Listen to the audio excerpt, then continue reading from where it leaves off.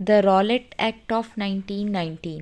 तो story start होती है 1914 से, जब फर्स्ट वर्ल्ड वॉर स्टार्ट हुआ, और ये वॉर 1914 से 1918 तक चला।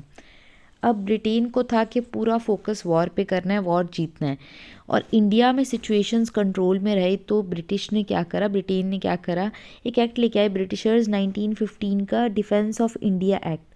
अब इस एक्ट के अंदर इंडिया पे बहुत सारी रिस्ट्रिक्शंस लगा दी, ताकि ब्रिटिशर्स अपना टाइट कंट्रोल रख सकें इंडिया में कोई रिवोल्ट ना हो। इंडिया पे जो प्रेस है उस पर रिस्ट्रिक्शंस लगा दी, न्यूज़पेपर पे रिस्ट्रिक्शंस है, लोग पब्लिक गैदरिंग नहीं कर सकते, और लोगों को बिना किसी वजह के वारंट की, ट्रायल के अरेस्ट किया जा सकता है। अब ये सारी रिस्ट्रिक्शंस थी इंडियंस को कंट्रोल में रखने के लिए। अब इंडियंस ने भी ब्रिटिशर्स का साथ दिया था इस वॉर में, क्योंकि इंडियंस चाहते थे कि वॉर जीतने के बाद ब्रिटिशर्स उनको बहुत सारे रिफॉर्म्स देंगे। अब ब्रिटिशर्स उनको सेल्फ रूल या होम रूल दे देंगे, मतलब वो अपना खुद का रूल कर सकते हैं इंडियंस। बट ऐसा कुछ हुआ नहीं था। ये सारी वो डिमांड्स थी इंडियन की, कि उनको लग रहा था, एक्सपेक्टेशंस थी कह सकते हैं, और बाद में इंडियंस को बीट्रेयल मिला था, धोखा मिला था। लेकिन जैसे ही वॉर ख़त्म हुआ और ब्रिटेन वॉर जीत गया, तो अब ब्रिटेन ने सोचा कि जो इमरजेंसी लगाई थी डिफेंस ऑफ इंडिया एक्ट के अंदर, अब इसको हटाने से पहले एक कमेटी बिठाते हैं जो रॉलेट कमेटी कहलाई, सिडनी रॉलेट के अंदर। और ये कमेटी बताएगी कि कैसी सिचुएशंस है इंडिया में सिचुएशन सही है, क्या इमरजेंसी जा सकती है। अब इस कमेटी ने अपनी रिपोर्ट दी, और रिपोर्ट में कहा कि सिचुएशंस अभी भी ऐसी हैं कि जैसे ही आप ये जो इमरजेंसी है 1915 के डिफेंस ऑफ इंडिया एक्ट के अंडर आपने जो लगाई है, उसको हटाने के बाद बहुत हाई चांसेस है कि रेवोल्यूशनरी एक्टिविटीज़ रिवाइव करेंगी, और बहुत स्ट्रॉन्ग रिबेलियस करेक्टर हमें लोगों का देखने को मिलेगा। तो अब इस रिपोर्ट के अकॉर्डिंग अब जो इमरजेंसी थी उसको परमानेंट बना दिया गया। अब साथ साथ में हुआ क्या कि जो लोग हैं उनको कभी भी अरेस्ट करा जा सकता है बिना किसी ट्रायल के, बिना किसी वारंट के, 2 साल तक, और साथ साथ में कहीं पर भी चेकिंग हो सकती है लोगों की, और बहुत सारी रिस्ट्रिक्शंस लगा दी। अभी भी रिस्ट्रिक्शंस थी प्रेस वगैरह पे, लोगों अच्छे अच्छे जो लोग थे जो रेवोल्यूशन कर रहे थे उनको अरेस्ट करा जा रहा था, मेन लीडर्स को, प्रोमिनेंट लीडर्स को, ताकि जो रेवोल्यूशन की मूवमेंट हो वो बिल्कुल ही सप्रेस करी जा सके। अब इस एक्ट को कहते हैं नो दलील, नो वकील, नो अपील, कि जो लोग हैं कहीं दलील भी नहीं कर सकते, कोई वकील भी नहीं कर सकते, कहीं अपील भी नहीं कर सकते, बिना वारंट के उनको अरेस्ट कर लिया जाता था बिना वजह से।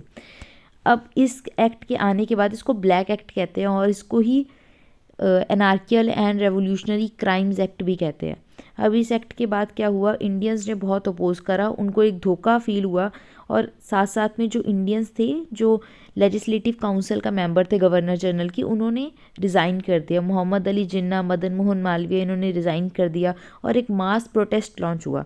साथ में महात्मा गांधी ने भी अपना एक प्रोटेस्ट है रॉलेट सत्याग्रह लॉन्च करा, जो काफ़ी बड़ा मास सत्याग्रह था।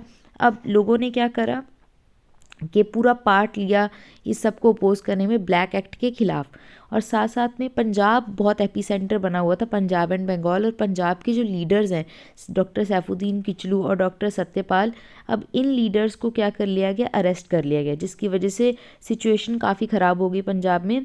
और पंजाब में वैसाखी वाले दिन 13 अप्रैल 1919 को लोगों ने, थाउजेंड्स ऑफ लोगों ने क्या करा, जलियांवाला बाग में एक पीसफुल प्रोटेस्ट करा। लेकिन जो ब्रिटिश ऑफिसर जनरल डायर था उसने इन सब पे ओपन फायर का ऑर्डर दे दिया, और बहुत सारे लोगों को मार दिया गया।